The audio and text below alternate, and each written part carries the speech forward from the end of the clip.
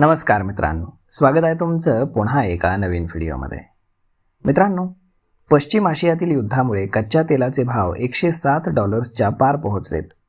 अशा परिस्थितीमध्ये आपल्याला गरजेच्या 80% कच्चं तेल बाहेरनं आयात करणाऱ्या भारतासाठी एक चांगली बातमी समोर आली आहे. देशाची महारत्न कंपनी ऑइल इंडिया लिमिटेडनं परदेशामध्ये मोठा पराक्रम केला आहे.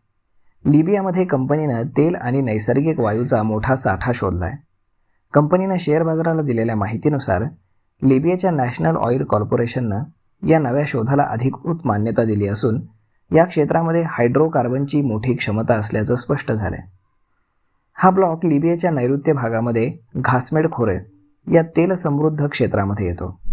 या संपूर्ण ब्लॉकचा विस्तार 6,630 वर्ग किलोमीटर आहे.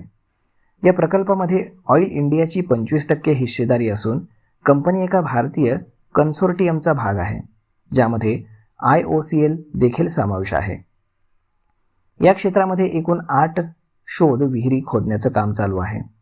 2012 ते 2014 दरम्यान 5 विहिरींचं खोदकाम पूर्ण झालं होतं, ज्यापैकी 4 विहिरींमध्ये तेल सापडलं होतं. उपक्रम पुन्हा सुरू झाल्यानंतर 6व्या विहिरीची ड्रिलिंग करण्यात आली, ज्यात 5व्यांदा तेल आणि वायूचा मोठा साठा हाती लागला आहे. या यशामुळे कंपनीच्या परदेशातील संपत्तीचं मूल्य वाढणार आहे.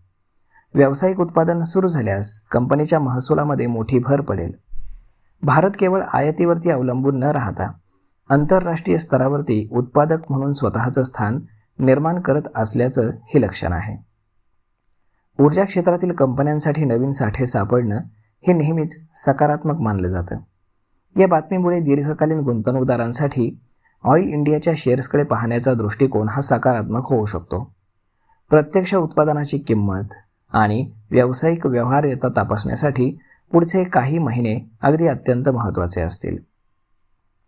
तर मग मित्रांनो, अशा पद्धतीनं ऑइल इंडियाला काळं सोनंच सापडलं असं म्हणावं लागेल. तर मग मित्रांनो, हा व्हिडिओ, ही माहिती तुम्हाला कशी वाटली हे तुम्ही आम्हाला कमेंट करून नक्कीच सांगा. आणि जर आवडली असेल तर आपल्या जवळच्या मित्रमंडळींसोबत देखील हा व्हिडिओ तुम्ही शेअर करायला विसरू नका. धन्यवाद.